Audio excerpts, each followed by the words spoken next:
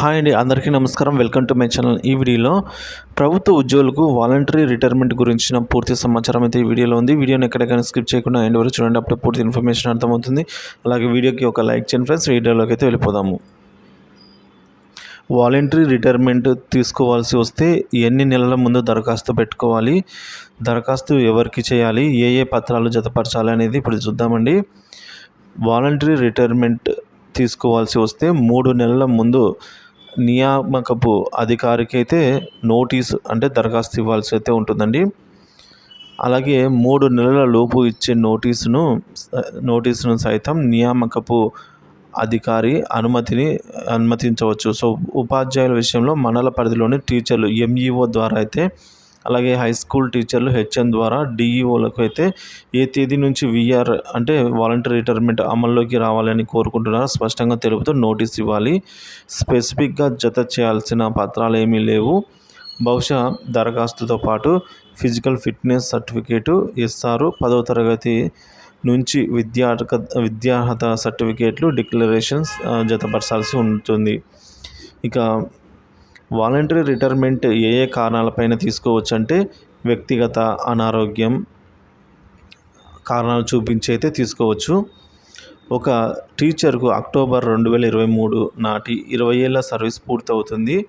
So October తర్వాత voluntary retirement తీసుకుంటే పూర్తి పెన్షన్ వస్తుందా అంటే, 20 ఏళ్ల నెట్ క్వాలిఫైయింగ్ సర్వీస్ పూర్తి చేస్తే వాలంటరీ రిటైర్మెంట్కి ఎలిజిబిలిటీ వస్తుంది, కానీ పూర్తి పెన్షన్ అయితే రాదండి.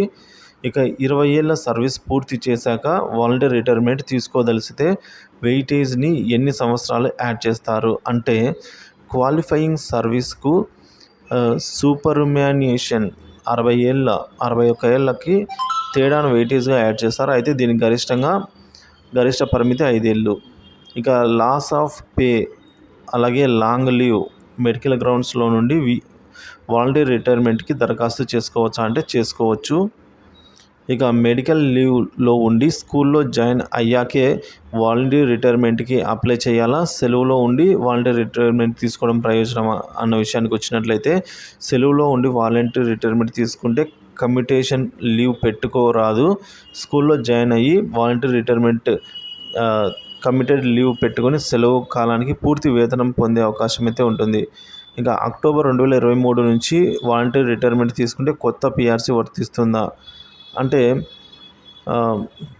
1 జూలై 2023 నుంచి అమల్లోకి రావాల్సి అయితే ఉందండి 3వ పిఆర్సీ అనేది. సో వస్తుందనే నమ్మకం ఉంది, కానీ నోషనలా లేదా మానిటరీ బెనిఫిట్ ఉంటుందా అనే విషయాన్ని అయితే ఖచ్చితంగా చెప్పలేము. ఇక వాలంటరీ రిటైర్మెంట్ తీసుకున్న తర్వాత జిఐ కంటిన్యూ చేయవచ్చా, లేదా జిఐ అమౌంట్ అనేది ఎంత వస్తుంది అంటే, వాలంటరీ రిటైర్మెంట్ తర్వాత గ్రూప్ ఇన్సూరెన్స్, జిఐ అంటే గ్రూప్ ఇన్సూరెన్స్ అండి, కంటిన్యూ అయ్యే అవకాశం అయితే లేదు, కానీ ప్రభుత్వం ఏటా విడుదల చేసే టేబుల్ ప్రకారం అమౌంట్ వస్తుంది. ఇక చివరగా 20 ఏళ్ళ నుంచి 28 ఏళ్ళ సర్వీస్ మధ్య వాలంటరీ రిటైర్మెంట్ తీసుకుంటే పెన్షన్ ఎంత వస్తుంది అంటే, వెయిటేజ్తో కలుపుకొని 33 ఏళ్ళ సర్వీస్ పూర్తి చేసిన ఉపాధ్యాయులకు రిటైర్ అయితే చివరి బేసిక్లో 50% పెన్షన్గా నిర్ధారించబడుతుంది. అలా కాకుండా వాలంటరీ రిటైర్మెంట్ తీసుకుంటే నెట్ క్వాలిఫైయింగ్ సర్వీస్, అలాగే పెన్షన్ అనేది నెట్ క్వాలిఫైయింగ్ సర్వీస్కి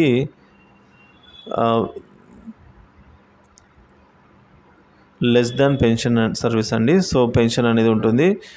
సో ఈ విధంగా అయితే వాలంటరీ రిటైర్మెంట్ ఉండబోతోంది ఫ్రెండ్స్.